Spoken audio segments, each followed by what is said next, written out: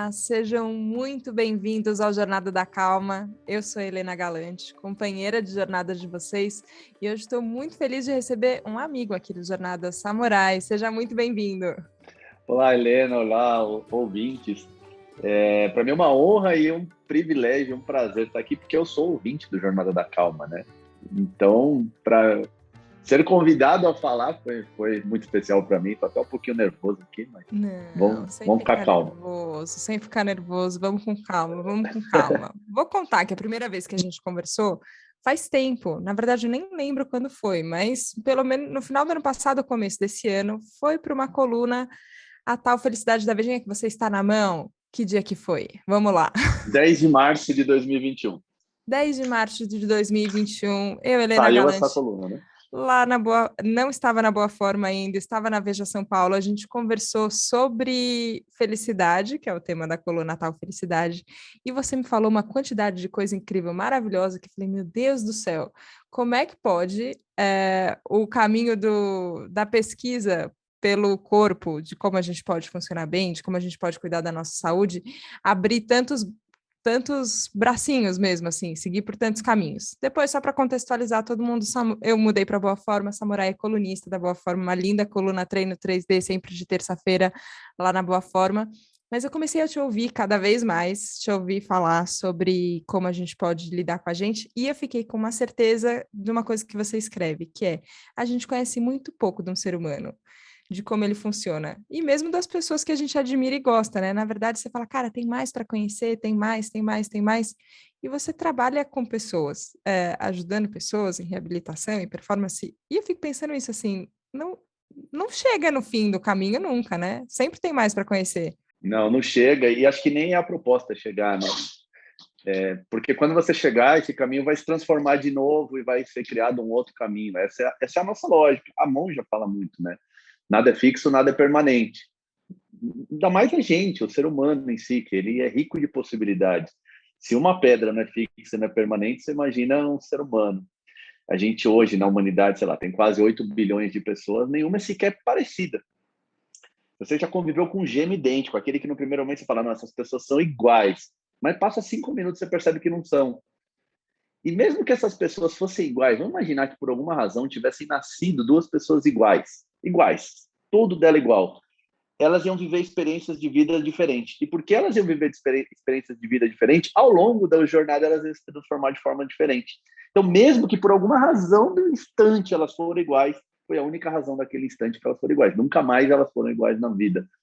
E isso é ao mesmo tempo misterioso, isso é ao mesmo tempo mágico, mas também trabalhar com isso acaba sendo complexo. Para piorar essa complexidade, a gente sabe pouco sobre, até nós mesmos, quanto mais sobre o outro, né?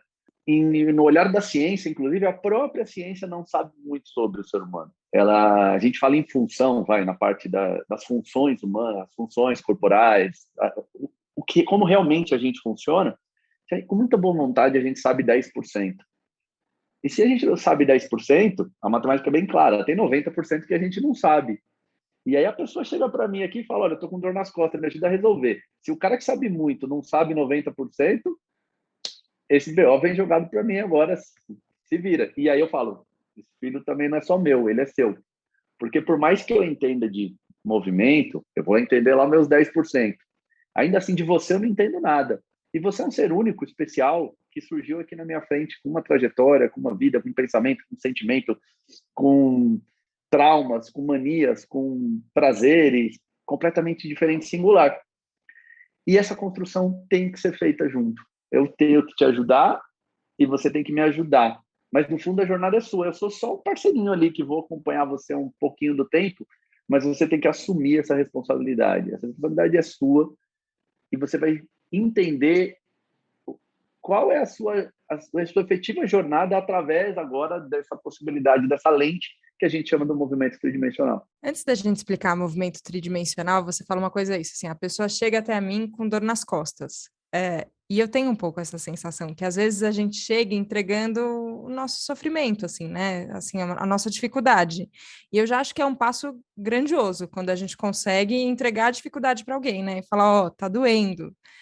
Que seja as costas ou meu coração, minha emoção. Eu estou passando por um momento de dificuldade e você pede ajuda, nesse momento.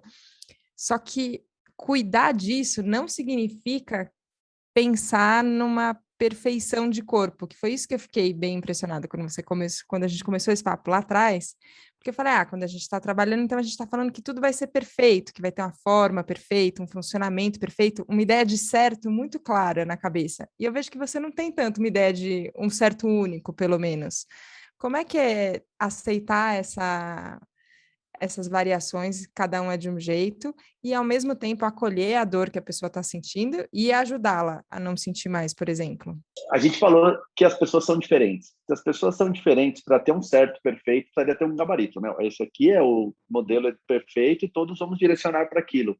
Mas aquilo iria contra a própria natureza do ser humano. O ser humano que é singular e único, a gente estaria transformando tudo naquele modelo. Então, em última análise, a gente ia chegar a todo mundo ser igual. E perderia a maior riqueza do ser humano. E nem é possível, nem é viável e não é desejável. Seria você que gostaria de ser igual a todo mundo? Ninguém nem quer ser igual a todo mundo. Então, não tem um modelo, não tem um modelo a seguir, não tem um caminho. E o ser humano, ele é de infinitas possibilidades. E se ele é infinitas possibilidades, não há perfeição e imperfeição. Há singularidades.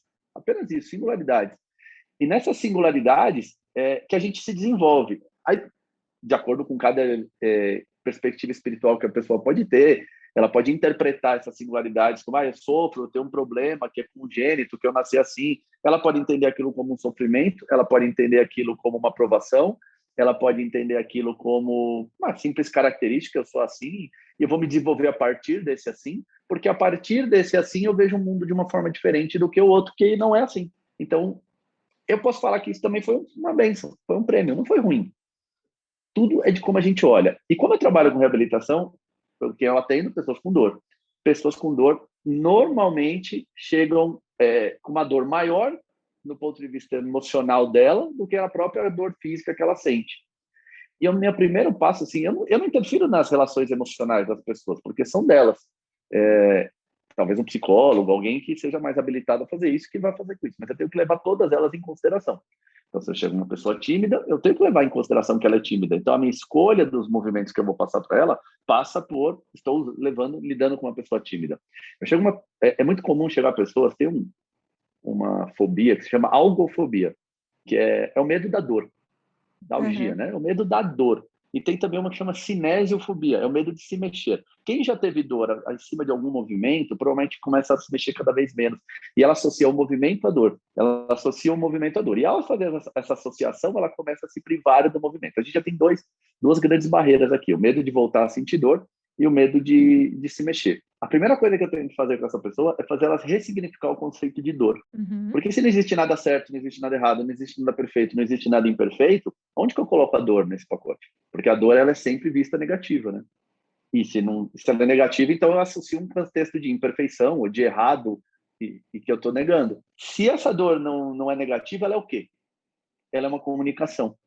Então, se eu coloco a mão numa chapa quente, eu quero que a minha mão queime. Não que eu quero, porque eu coloquei de propósito. Eu coloquei sem querer. Esparrei a mão lá, estou mexendo alguma coisa, coloquei a mão numa chapa quente. Se eu não sentisse dor nesse momento, e daqui uns 5 minutos eu ia sentir o cheiro só, né? Nossa, que cheiro de carne queimada aqui. Quando eu ia ver, minha mão já estava destruída. Existe, inclusive, uma doença que as pessoas não sentem dor. E é horrível, porque ela pisa num prego e esse prego fica no Se pé machuca. uma semana. Quando ela vai ver, o pé está altamente infeccionado porque ela não sentiu o prego que entrou no pé. Então é muito perigoso não sentir dor. E quando você não sente, quando você tem a falta da dor, você vê o tamanho da bênção que é a dor. Então, a dor, primeira coisa, ela é só uma comunicação. Ela é uma comunicação do quê? Comunicação de que algo não está bom, algo não está funcionando. Ou seja, essa combinação, e essa combinação temporária, desse momento, ó. A Helena, quando agachou com a posição da perna nesse dia, desse jeito, no dia 14 de setembro de 2021, às 2 horas, dessa combinação toda, provocou dor. O que não quer dizer que se a Lena amanhã fizer esse mesmo movimento, vai sentir dor. Essa é uma outra relação. E quem vai falar isso para mim? A própria dor. Ela vai falar, hoje foi legal. E isso pode ter essa dor pode ter acontecido por uma coisa mecânica, sei lá, você pisa torto. Bom, você pisa torto. Se você não corrigir, talvez amanhã você vai pisar torto de novo. Mas mesmo amanhã pisando torto, hoje talvez você esteja mais intolerante, porque você teve um dia difícil, amanhã talvez seja um dia muito bom, você está mais tolerante, até a sua observação da dor muda. Então, são vários cenários muito complexos. E a primeira coisa é ressignificar o contexto da dor. Por quê? Porque o caminho da reabilitação vai passar por ela também. Como as pessoas são singulares e únicas. Eu sei 10% do que eu tenho que fazer. Não sei 90%. Como é que eu vou saber como que eu estou fazendo está certo ou errado? E aí é os sinais que o próprio corpo vai dar nessa relação dor-prazer. Bom, você agachou, doeu a perna. Eu falo, abre um pouquinho mais a perna. Agacha de novo. Aí você fala assim, isso aqui melhorou. Então, essa percepção de menos dor, ou mais prazer, ou ausência de dor, ela, comparativamente com a outra, ela é uma percepção de um caminho. Olha, se por aqui estava ruim, por aqui está melhor. E eu posso usar esse caminho aqui para melhorar o caminho que estava ruim. Como que eu faço isso? Mando você abrir mais a perna, aí tá doendo aqui? Você fala, não, assim não dói. Então, faz esse movimento. Tudo que é estimulado melhora. Em 360 graus, em corpo, mente e espírito. Ou seja, não melhora só o teu corpo que fez. Melhora, por exemplo, a tua confiança. Opa, eu achei que eu não podia mais agachar, mas agora eu percebo que eu agacho sem dor, desse jeito. Então, a minha confiança perante ao movimento do agachamento já é mudada. A minha segurança, o meu controle. Agora eu posso treinar agachamento, porque eu não podia. Então, eu começo a desenvolver um controle sobre esse movimento, uma percepção sobre esse movimento, uma própria percepção em cima desse movimento. Que quando eu voltar para aquele outro que estava ruim, já veio com um ganho a mais. Eu já tenho coisas que eu não tinha antes. Da parte física, a mesma coisa. Eu agachei, tudo bem, em ângulos relativamente diferentes do pé, então ele não é exatamente o mesmo movimento, mas é um movimento muito próximo. Então o corpo aprende com um movimento muito próximo, coisas que ele vai usar naquele movimento. Aí depois eu peço assim, Helena, faz favor para mim, só fecha um pouco mais a perna e agacha. Ele fala, aquela dor agora ou diminuiu, foi embora. Por quê? Porque eu trouxe recursos que o teu próprio corpo gerou, e ele que me ensinou qual era o caminho para ele, porque eu podia pedir para outra pessoa fazer esse mesmo agachamento com a perna aberta e falar, nossa, assim piora. Assim tá horrível, porque são outras pessoas, outro contexto, outra lógica.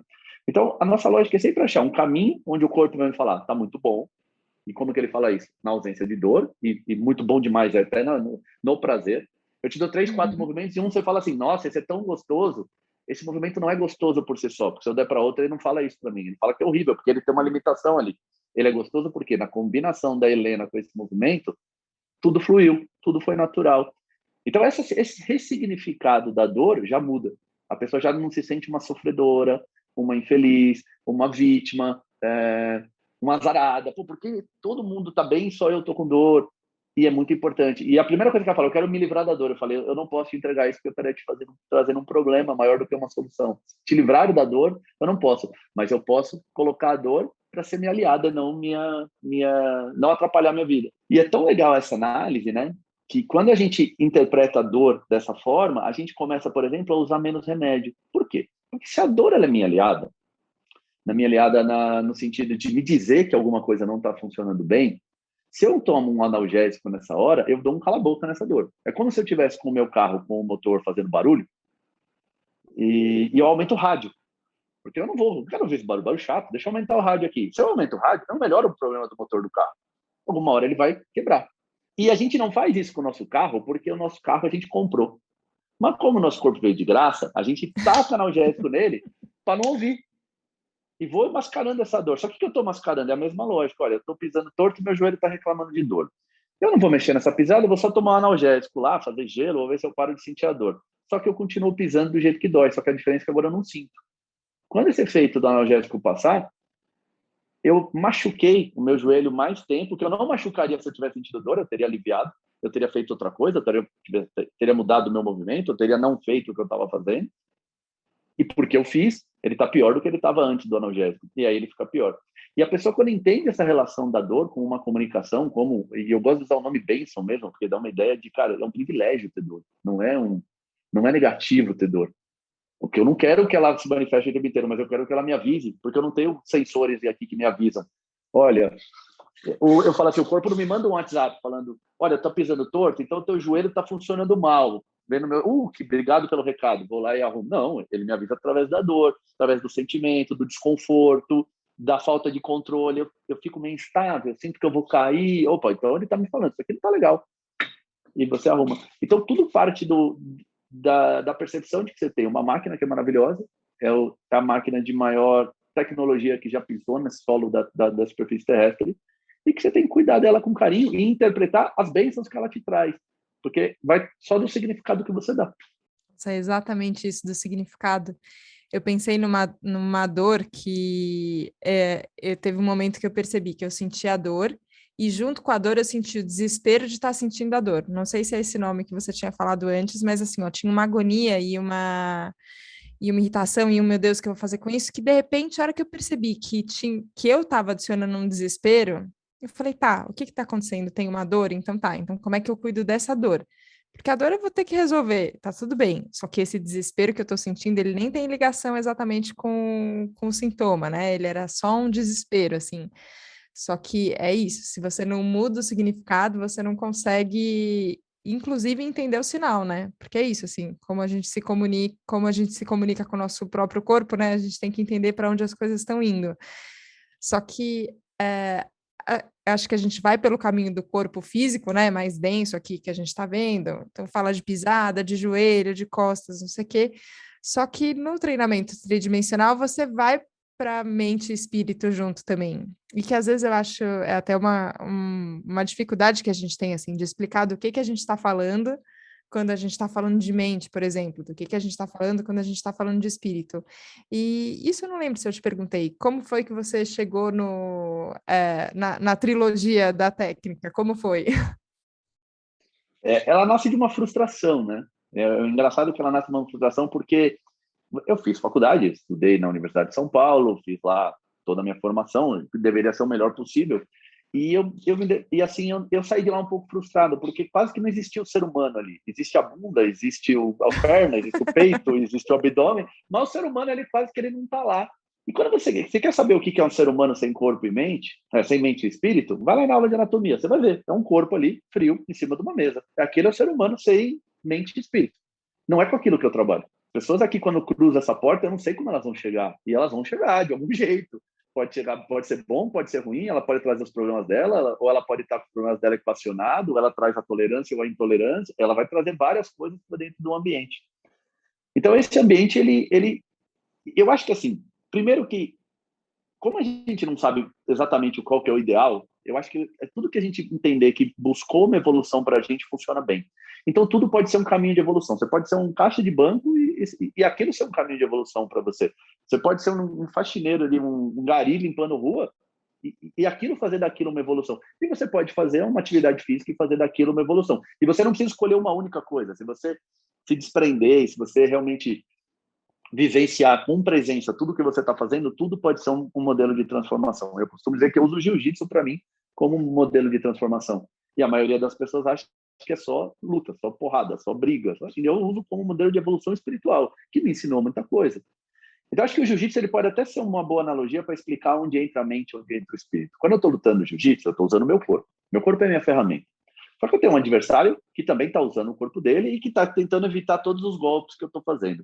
Aonde está parte da mente aqui? Eu vou ter que criar estratégias para driblar esse obstáculo que ele está me colocando, interpretar a minha dança com ele, assim, o meu jogo com ele, porque eu faço uma ação, ele faz uma reação, eu faço outra ação, ele faz outra reação.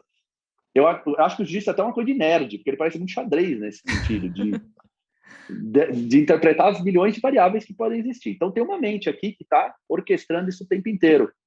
Só que tem um sentimento também. Quando você está lutando com alguém, o cara quer te matar. E isso pesa em você. Eu joguei handebol 20 anos na federação, e assim, eu nunca tive medo de entrar numa quadra para jogar handebol. Por quê? Porque o que o cara queria fazer em mim era um gol. Por mais que seja frustrante tomar um gol, tudo bem, eu volto igualzinho para casa. Só um gol. A hora que o cara me dá um golpe, se eu caio de mau jeito, eu posso morrer. Eu posso quebrar o pescoço. A próprio golpe em si é quebrar meu braço, é quebrar meu joelho, é me estrangular. Estrangular, se eu não bato, apaga. Você desmaia. E você não sabe como volta também, né? Então, você entra num campeonato de jiu-jitsu, você assina um monte de papel assim, escrito em caso de morte, em caso de invalidez permanente, em caso de... Você está isentando a organização de tudo isso. Poxa, eu nunca precisei assinar isso para jogar handebol. Então, é diferente a sua relação. E o teu emocional pesa muito. A hora que você olha para um cara que vai lutar num campeonato mundial, estou em Las Vegas, campeonato mundial, eu olho para um cara que vai lutar, para mim parece que ele tem o dobro do meu tamanho. E como nós temos a mesma categoria de peso, ele não tem. Depois eu vejo no vídeo, às vezes ele é menor que eu. mas o meu emocional ali, o coração na boca, aquela mão gelada, você olha para aquilo, então esse é um fator emocional da luta. Qualquer um dos três que não estiver equacionado ali é um fator de derrota para você na luta. E o mais tranquilo de lidar é o corpo. O corpo é fácil, lidar com as emoções é muito difícil. E as emoções impactam o corpo. E de todas as formas. Eu fiz uma luta uma vez, no mesmo dia eu lutei com o mesmo cara 2 vezes. A primeira vez eu entrei com puta medo, e aí eu tomei um pau do cara lá. Só que quando eu fui cumprimentar ele na hora de ir embora, ele não me cumprimentou, ele pegou minha mão de qualquer jeito, assim, meio que me deu uma desprezada. E aí tem no jiu-jitsu, se você vai para o pódio, você pode lutar um segundo campeonato que é só entre os medalhistas das categorias, mas é sem categoria de peso. Então vai todo mundo do levinho ao mais pesado no mesmo campeonato, e é o campeonato de maior prestígio. Quando eu estava em terceiro lugar, a luta que eu perdi numa semifinal, eu podia lutar. E calhou do destino de eu lutar exatamente com esse cara na minha primeira luta, no absoluto. Eu estava com tanta raiva que ele não me cumprimentou, que 1 hora depois eu estava matando o cara que tinha me espancado. O que mudou? Eu virei um melhor lutador em 1 hora? De jeito nenhum. Minha relação emocional com a luta era outra. Uma estava com medo, a outra estava com sangue nos olhos. Estava com a fera solta. A única diferença entre um... Então, impacta muito. Se você pegar uma pessoa caminhando e falar para ela, olha, caminha. Agora caminha, imagina que essa pessoa está com frio, muito frio. Ela já mudou a caminhada dela. Não é a mesma. Agora imagina que ela está com muito calor, é exatamente o contrário. Ela já mudou a caminhada dela. Imagina que ela está com muita raiva. Ela quer quebrar a cara de alguém. Agora, imagina o contrário, ela está com muito medo. Alguém está vindo quebrar a cara dela, ao contrário. Ou ela está entrando num lugar que ela não tem muita confiança. Eu só estou falando de caminhada do ponto de vista físico. Mas o fator emocional mudou o físico. E se o fator emocional mudou o físico, ele diz para mim que há uma comunicação. E se há uma comunicação, toda comunicação é uma comunicação de 2 vias. Existe interpretação dos 2 lados. Então, o físico muda o emocional também. E quando eu aprendi isso, eu falei, peraí, e a gente percebe, se você melhora a sua respiração, seu medo vai embora. Então, foi uma respiração que interferiu no meu emocional. Então, se eu começo, eu estou tenso com medo. Então, o meu corpo está respondendo que está tenso. Eu olho para o meu corpo tensionado, eu começo a relaxar. Eu forço esse relaxamento consciente. Aí o mental está trabalhando. Ó. Mas esse relaxamento consciente que eu trouxe para mim, melhora a minha respiração, começa a me soltar o corpo, eu vou melhorando o meu emocional. Aquele medo que eu estava começa a ir embora também. Vai se transformando por uma ativação, por uma coragem. E essa é a relação corpo-mente-espírito, ela é completamente indissociável. Essa é a nossa natureza. Não fui eu que escolhi como isso é. Mas quando eu quero trabalhar com isso, eu tenho que olhar isso como ele é, e a partir de como ele é, eu só posso interferir nele dessa maneira. Qualquer outra forma que eu interferir nele, ela é artificial, ou ela é incompleta. E ela não vai produzir evolução de forma artificial ou completa. Eu tenho que entrar nessa natureza, e a partir dessa natureza, como eu dou o próximo passo. Não um passo de 100 passos, o próximo mesmo. Só vale o próximo. E se eu só olho para o próximo, todo mundo é reabilitável por natureza, porque você sempre pode melhorar alguma coisa em corpo, mente e espírito, e tudo que você melhorar em corpo, mente e espírito te gera mais autonomia. Se te gera mais autonomia, te gera melhor qualidade de vida. Essa é a nossa interpretação. Agora, como a pergunta não era nada a ver com isso, eu já dei uma explicação do que é, mas não de como chegou. Quando eu comecei a trabalhar, não tinha nada disso. Eu tinha que seguir protocolos, assim, mais ou menos todo mundo dava o mesmo treino. Se eu desse aula para um senhor de 80 anos e um rapaz de 18, era basicamente a mesma lógica de pensamento. Se fosse uma gestante também, a única coisa que às vezes a gente fazia era dar menos algumas coisas, você vai tirando. E a gestante, ela não precisa ser tirada de coisas, ela só tem estímulos que tem a ver com ela. Não é eliminação de coisas, é outra coisa. E eu falei, isso aqui não faz sentido, isso aqui não existe. Estão tratando tudo como se fosse uma máquina, como se todo mundo fosse igual. E aquilo não me fazia sentido, até que eu fui estudar fora e conheci um cara muito legal, o Gary Gray, morei na casa dele e tal, e ele é o cara que é conhecido como pai do movimento. Foi esse cara lá nos anos 70, lá atrás, ele enxergou isso primeiro, falou, cara, isso aqui não pode ser assim. Se não é assim, então como é que é? E aí ele começou a reescrever. Bom, vamos colocar esse ser humano na parada, vamos colocar o mundo como ele é, as forças físicas do mundo, elas atuam na gente, elas influenciam a gente. Se eu estou andando, acontece uma coisa, se eu estiver andando na água, é diferente a minha caminhada. Então, significa que teve elementos externos ali que impactam. Se eu estou subindo de um jeito, se eu estou descendo de outro. Ou seja, a física, a natureza, ela influencia a minha forma de me movimentar.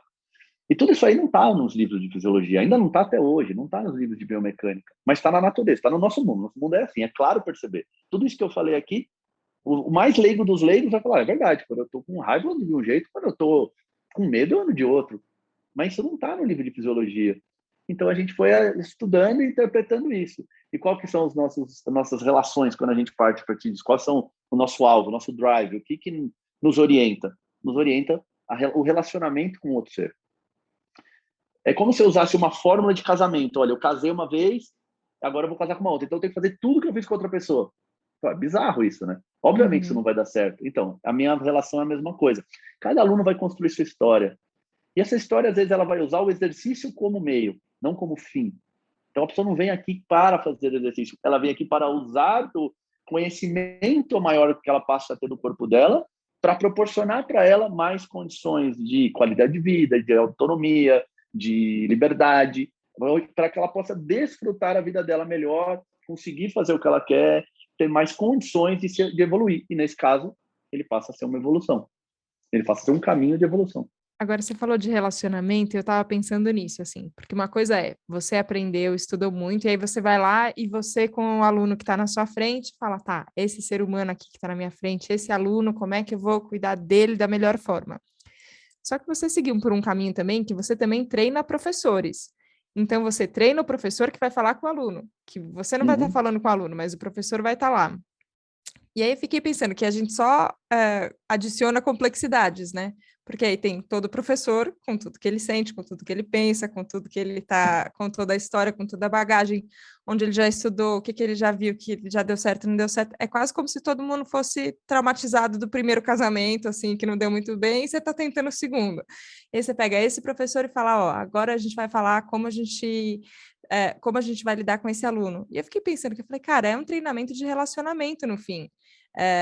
A gente não é psicólogo, mas no fim a gente está falando sobre relação humana, né? Está falando sobre como a gente é quase como se a gente tivesse que aprender desde criança, assim, né? Que a gente vira para o amiguinho e fala, oi, tudo bem, como é que você chama? E criança às vezes tem muita vergonha de fazer isso e começar um relacionamamente. Só que a gente vira adulto e a gente acha que a gente sabe se relacionar, mas na verdade a gente não sabe muito, não. Como é que é quando pega uma sala de aula cheia de professor para ensinar a dar aula para os alunos? É um baita desafio. E, assim, a primeira coisa é a desconstrução. O primeiro passo é a desconstrução. Assim, sabe aquilo que você aprendeu na faculdade, que era aquele jeitinho? Você faz assim, assim, assim, dá isso? Então, faz na prática, você vê que não dá isso. Dá qualquer coisa menos isso, porque faltou a variável, o aluno, e cada vez é um. Então, eu falo assim, se eu não sei quem vai cruzar a minha porta, eu não sei o que eu vou dar. Eu não tenho como saber. Eu não sei quem é que é esse aluno que vai cruzar a minha porta aqui para começar um trabalho. De antemão, eu não sei o que eu vou dar. Então, a primeira coisa você vai ser tolerante com você mesmo. Você vai se permitir errar. Muitas vezes, meus alunos, assim, meus alunos do curso, né? Eles escrevem assim, Samor, eu tentei fazer tal coisa com o aluno e não melhorou nada. O que eu faço? Qualquer coisa, menos isso. Uma Você vai, menos. você vai deixar o seu aluno te ensinar o que é, entende? E você vai ser honesto com ele. Fala, olha, nós vamos conhecer. Você vai me trazendo o que você gosta, o que você não gosta, como funciona, como não funciona. E já aconteceu aqui para mim, de chegar uma aluna e, assim, as 4, 5 primeiras coisas que eu fazia não funcionar como eu achei que funcionava. E tudo bem. Eu brinco que é a teoria do quarto bagunçado, né? Quando você tem um monte de problema, por onde você começar a arrumar, já está mais arrumado do que estava antes. E eu não preciso arrumar num passe de mágica, é uma coisa de cada vez. Então eu vou achar alguma coisa que essa pessoa consegue fazer sem a dor. Alguma coisa ela vai conseguir fazer, nem que você piscar o olho. Vai piscar o olho sem dor, então. Vai estalar o dedo sem dor. Agora você instala o dedo um pouco mais na frente, um pouco mais atrás, um pouco mais em cima, um pouco mais... E você vai começando a colocar movimento a partir do instalado de um dedo. Você agora instala lá na frente, vai levando o braço lá na frente, agora traz de volta, agora vem para o lado. No final das contas, ela já está se mexendo, mas ela começa por quê? Porque às vezes ela chega com tanto medo que só de pensar em se movimentar, ela já vai sentir a dor. Ela não precisa nem sentir a dor real. O pensamento de me movimentar e que vai doer, faz uma dor. Então, eu tenho uma frase aqui muito clara, aqui, que ela fica postada aqui na academia, que ela chama assim, se você acha que pode ou que não pode, de toda forma você está certo. E isso faz com que todo aluno meu, quando eu começo a perceber que ele está muito preso nisso, eu trago ele para ler a frase. Falo, dá uma lida aqui. Ó. Se você acha que pode ou você acha que não pode, de toda forma você está certo. Então, qual forma você vai escolher? O caminho é seu. Lembra, não é meu o caminho é a tua jornada. Você quer escolher a que vai dar errado? Nós vamos viver com a que vai dar errado. Você quer escolher a que você pode conquistar? Nós vamos seguir esse caminho. E os alunos, a primeira coisa é desconstruir. É assim, seja tolerante com você mesmo. A gente tem uma ideia de que quando eu falo que eu tenho que dar uma solução, eu jogo a responsabilidade nas minhas costas. Quando eu falo que eu sou um parceiro da sua jornada, bom, a responsabilidade já não está mais nas minhas costas. E você vai caminhar comigo ao longo da tua vida muito pouquinho. O resto é sua jornada. Então, o que eu posso fazer? Agregar valor à sua jornada. Olha como mudou a minha tarefa. A minha tarefa não é dar a solução do seu problema, mas é agregar valor à sua jornada, e a soma de valorzinhos que você vai agregando na sua jornada até o último dia da tua vida vai dizer se a sua vida valeu a pena ou não valeu, se você saiu daqui melhor do que você chegou. Porque a gente chegou de algum jeito. Como que a gente saiu? Será que eu olhei para trás e falei, cara, no final das contas, entre os prós e os contras, eu me pesei bem. Porque se eu imaginar que eu vou acertar sempre, que eu vou fazer mágica, aí sim eu vou me frustrar e vai ser complicado. Então, é assim, é uma visão exatamente oposta do que a faculdade traz. E como que a gente faz? Se você faz sem ciência, pelo contrário, a gente faz aqui que a gente faz ciência. Porque a ciência é assim, é tentativa e erro. Olha, faz isso daqui. Foi melhor? Melhorou? Se sente melhor? Tá. E eu sempre tenho que saber qual é o resultado que você vai buscar. A pessoa chega e fala assim, eu vim buscar condicionamento. Condicionamento é vago. Você quer fazer o quê com esse condicionamento? Eu quero me sentir melhor. Ainda é vago. Me fala alguma coisa que você não faz, que se você vier fazer amanhã, você fala para mim que eu tenho uma melhora de condicionamento. Aí a pessoa fala assim, olha, eu tenho uma criança pequena, um filho pequeno, eu tenho que brincar com ele agachado no chão, mas eu me canso muito rápido. Você percebeu o condicionamento dela agora não é cardiovascular? O condicionamento dela é a capacidade de ficar lá embaixo. E que se você não tem boas mobilidades, força suficiente, vira realmente muito cansativo, mas não por causa do teu cardio, por causa do esforço que você faz para se manter na posição. Então, o que ela chamou de condicionamento, eu interpretei agora de verdade o que ela quer. Senão, eu ia colocar ela na esteira para correr. Aí ela melhora o cardiovascular e continua não brincando no chão com o filho dela. Então, entendendo que o que ela quer brincar no chão com o filho dela, todo o meu olhar é para aquilo. E tudo que eu fizer tem que proporcionar algum passo na direção de que aquilo foi melhor. Então, o que eu fiz por si só não vale nada, desde que aquilo ali representou algum ganho no que ela veio buscar. A outra veio buscar correr 10 quilômetros, ela não consegue. Então, tudo que ela fizer tem que direcionar para ela correr um pouco mais do que ela corria ontem. E saber que tudo que tem infinitas variáveis nunca é linear. Esse é um ponto muito importante. Porque as pessoas acham que elas vão começar do ponto A para o ponto B, é uma reta, né? Tchum, vou daqui direto para lá. E não é. Pensa um gráfico de ações, ele é sempre um monte de sobe e desce. Por quê? Porque a ação, o que pode interferir numa ação? Quase tudo. O presidente deu um discurso ruim, a ação cai. Ou teve um aumento do imposto, não sei o quê, a ação cai. Aí fez uma obra, não sei onde, a ação sobe. E por aí vai.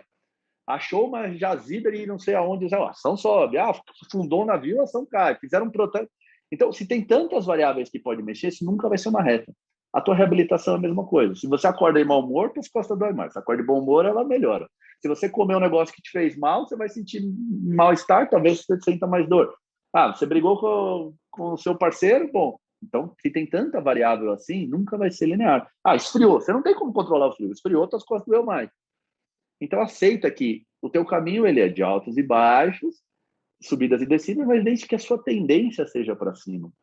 Ou seja, entre os altos e baixos, se eu traçar uma linha média ali entre esses pontos, no final das contas, sempre eu estou progredindo. E essa é a natureza da nossa vida, não é a natureza do meu treino. Se você olhar para tua trás, sua vida foi assim. Sim. Eu não sei como foi sua vida, mas tenho certeza que ela foi assim. Teve momentos altos, momentos baixos, mas no final você olha para trás satisfeita se você estiver na média caminhando ou insatisfeita se na média tomar indo ferrando. Agora, eu fiquei com uma coisa na cabeça, eu acho que tem a ver com essa frase que você manda os alunos lerem, eu acho que eu vou anotar ela por aqui para dar uma lida de vez em quando. Se você acha que pode, se acha que você não pode, de qualquer jeito você está certo. Que eu, fisicamente, eu olho assim e falo, não estou lidando com nenhuma dor física, não, acho que está tudo bem, acho que está tudo certo. Mas tem horas que eu penso e falo, eu acho que o meu corpo tem limites que eu não sei se ele tem de verdade ou se sou eu que acho que ele tem. E às vezes eu falo, isso tem a ver com o meu corpo, isso tem a ver com a minha mente, tem a ver com o meu espírito. Tem horas que eu acho e falo assim, é o raio da historinha da caixa, assim, sabe? Que a gente fala, tem que sair da caixa, virou uma expressão que dá até raiva de ouvir, porque você fala que expressão batida do caramba, enfim. Mas tem horas que eu olho para mim e eu falo, cara, eu acho que talvez eu consiga ir até aqui, mas talvez não. Talvez, se eu me dispor, dá para ir daqui até aqui mais 20, mais 30, mais 40, mais 50, dá para ir muito mais. Só que eu tenho tentado, e eu acho que isso tem a ver com a Jornada da Calma também, sempre equilibrar. O que é uma ansiedade de querer sempre mais, como se a vida fosse uma gincana. Usei recentemente essa expressão aqui no Jornada da Calma, parece que sempre você tem que ir para o próximo pódio, nunca tá bom assim. Ou o que é uma acomodação, que eu acho que tem a ver com uma coisa que você falou sobre passividade, às vezes, que isso também tem uma questão que Você vai se acomodando, vai falar, tá bom assim, não tá ruim, mas também não tá ótimo, mas também tá tudo certo. Quando você está falando de performance, aí pode ser alta performance de um atleta, ou pode ser só uma pessoa normal, eu aqui comum, mas eu quero performar um pouco mais. Como a gente sabe o que é o nosso limite ou o que é a gente achando que é o nosso limite? Não sei se tem resposta para isso, mas eu queria te ouvir falar sobre. É uma resposta difícil mesmo, porque você precisaria conhecer o todo para saber onde está o limite, né? Mas o que a minha experiência mostra é que é como entrar 2 vezes no mesmo rio, né? Nunca vai ser igual. Você é diferente, o rio é diferente. Então, mesmo que você repita uma operação amanhã igualzinho que você fez ontem, não quer dizer que você está estagnado, porque já é outra experiência, sabe? Assim, nós estamos falando de uma coisa que ela é de infinitas possibilidades. Então, na definição de algo de infinitas possibilidades, deixa o limite para fora. O limite não cabe aqui. Porque você pode se experimentar de diversas formas. Assim, eu já lutei com 40 graus de febre. O resultado, em teoria, foi o mesmo. Mas a minha percepção, meu entendimento... Eu, antes de começar, achei que não ia dar conta. E assim, entre um intervalo de uma luta e outra, você faz 3, 4, 5 lutas num campeonato. Entre uma luta e outra, eu desabava no chão e falava, a próxima não vai dar. Eu falava para o treinador, eu acho que a próxima eu não consigo. No final das contas, eu fui campeão. Foi diferente de quando eu ganhei tudo? Foi. O resultado é o mesmo, a medalha é a mesma. Mas o que isso me ensina no fator, o quanto eu sou capaz, não é a mesma coisa. Então, assim, teve aprendizado, evoluir na minha performance. Eu falo, cara, eu consegui apesar da adversidade. Foi um aprendizado que eu não tinha quando eu não tinha a adversidade da saúde. Então, sempre há um espaço para um aprendizado novo. Tem aquele rapaz lá que sai dando palestra no mundo, que não tem braço, não tem perna, e ele surfa, ele é casado, ele tem filho, ele viaja o mundo inteiro para convencer a você que tem tudo, fazer um pouquinho mais. Se aquele cara fala para mim que não existe limite, como é que eu posso falar que eu tenho limite? Não há possibilidade de eu falar que eu tenho. O limite é você que põe. É claro que assim, cara, para mim tá bom isso aqui, olha só, que experiência que eu quero com o meu corpo nesta área aqui, ó, do voleibol. É isso, é conseguir jogar legal. Não quero ir para a Olimpíada com ela. Não, tudo bem. E tudo bem também, pode ser que você também não vá. Agora, você de antemão colocar um limite, é um limite que você colocou. Você não precisa. Agora, para tudo que você quiser buscar na sua vida, você tem um preço a pagar. E aí você pode saber se você quer esse preço ou você não quer esse preço. Esse preço também vai me tirar oportunidades em outras áreas da minha vida. Então, vamos dar um exemplo. Você quer ser um atleta de Olimpíada? Legal. Acabou balada, né? Acabou álcool, acabou churrasco, acabou pão, acabou não sei o quê. Isso vai te tirar socialização, vai te tirar conversas que vão te enriquecer em outros campos da sua vida, amizades que você vai tirar outras coisas, mas vai te proporcionar outras coisas. A gente não abraça o mundo. E a gente não abraça o mundo, mas a gente pode abraçar um caminho e explorar esse caminho ao limite da nossa transformação nele. E toda transformação, ela é infinita. Não tem uma, agora eu não me transformo mais. Então, hoje não siga. Vai chegar uma hora, pode ser que você fale assim, olha, aconteceu comigo o handball. Chegou um dia que eu estava treinando e não sabia por que eu estava treinando mais, sabe? Eu não tinha mais o envolvimento que eu tive. Foi a hora que eu mudei para o jiu-jitsu. Eu falei, não, aqui, ó, o que eu queria andar no handball aqui, eu já andei. E tudo bem. Agora eu vou escolher essa evolução por outras vias. Pode ser que alguma pessoa falou, não, eu vou andar nesta via até o fim. Ela vai chegar num lugar onde eu não cheguei. Ela vai ver coisas na trajetória que eu não vi, mas por outro lado eu vou viver coisas que ela não viveu. Então, eu acho que a vida não é uma competição de onde está o meu limite, mas se está fazendo significado para mim essa trajetória. Se ela está fazendo significado, faz. Se ela não está fazendo, já por si só já não valeu a pena. Tudo é um meio de evolução, não é um meio de resultado, entende? Não é um meio de um lugar que eu tenho que chegar. Não sei onde você tem que chegar, mas você tem que sair daqui melhor do que você entrou. E aí você tem qualquer ferramenta do mundo, qualquer experiência pode te promover isso. Se você tem uma dúvida, pega uma vassoura e sai varrendo na rua, que nem um gari, você vai perceber quanta... Teve um cara que fez uma pesquisa que ele chama até O Homem Invisível, é a pesquisa que ele fez, porque ele se vestiu de gari e saiu limpando rua. O que ele aprendeu nessa vida, limpando rua, pô, uma experiência. Ele fez daquela experiência um aprendizado. Você pode fazer aquilo na má vontade e achar que está sendo punido, que a sociedade é uma merda, que todo mundo não sei o quê. Também pode. Você vai viver a mesma experiência de forma diferente, vai te construir outras coisas. Um cara construiu um aprendizado, o outro raiva. Um vai sair melhor, o outro não. Então, não é o limite, mas é o caminho, é a jornada, né? Como é o nome do podcast, é a jornada. Sim, mas acho que você me respondeu uma questão que tem rondado a minha cabeça, assim, que eu acho que tem muito a ver com isso, assim, ó, o que a gente quer? Porque no final se você quer uma coisa, você vai por esse caminho e significa que você não vai por outros. Mas você está escolhendo o caminho que você quer. E eu acho que tem a ver com isso, assim, ó, faz sentido para você? E a hora que não estiver mais fazendo sentido, você pode escolher outro. São infinitas possibilidades.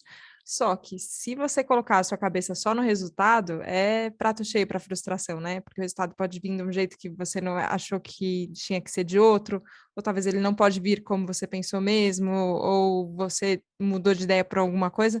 Os caras que a gente coloca a evolução no caminho, a jornada na história, né? Então você fala, tá, então é pelo desfrute da jornada. Aí você fala, tá, então é por agora, é pelo próximo passo, né? Não é só pelo fim da onde a gente vai chegar. Samurai, a gente já estourou muito tempo, porém a conversa está maravilhosa. A gente não consegue falar pouco, né, Helena? Quando Não você vê no meu consegue. podcast, a gente ficou quase 2 horas. Tá aí um aprendizado. Algum dia eu vou aprender um grande poder de síntese, porém não quero. Eu acho que eu não quero aprender o caminho da síntese. Eu gosto do caminho da conversa que vai fluindo, então para mim tá tudo bem. Vamos por essa, mas aí o negócio tem que marcar mais conversa sempre. Estou sempre disponível e você também está sempre convidada nos meus canais a participar. Eu sou muito fã de você mesmo. E assim, eu gostei muito de uma. Acho que foi do Jornal da Calma, você contando sobre como foi a sua transformação em relação ao exercício.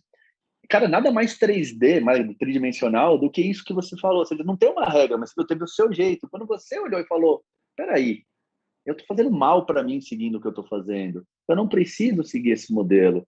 E foi buscar opções que te fizeram mais sentido. Você passou do fazer a atividade por obrigação para fazer porque faz sentido para mim. E aí, qual vai ser o certo? O certo é sempre o que te faz sentido, que está te tornando melhor. E é uma liberdade. Você sai da escravidão e vai para a liberdade. Sim, a sensação é mesmo de liberdade, e eu acho que, como você falou, não é uma linha reta, mas de vez em quando a gente tem que dar uma reavaliada, né? E falar, tá bom, onde é que eu tô aqui agora? E o que que eu tô querendo? O que que eu tô fazendo? Para onde eu quero ir? Ou quais são os meus objetivos e sensações e o que que as coisas estão me contando, né? Que eu acho que quem não leu ainda os textos do Samurai, vai lá na Boa Forma, gente, para ler, porque eu acho muito legal que você tem sempre uma observação muito atenta para o mundo, assim, que às vezes você traz um exemplo que é de como a gente viaja, de como a gente se relaciona com o bichinho, de como... Porque é isso, assim, a vida está acontecendo em todas as coisas, né? Ela tá a hora que a gente está dentro de uma academia treinando, tá, quando está fazendo reabilitação para dor, tá também, tá, quando a gente está trabalhando, ok, só que ela está acontecendo o tempo inteiro, né? Se a gente ficar com esse olhar atento, acho que a gente pode aprender com tudo. Então, eu queria te agradecer pelo seu olhar e pela sua vontade de compartilhar isso tudo com a gente. É um prazer te ouvir. Obrigada. Obrigado. A vida acontece o tempo inteiro.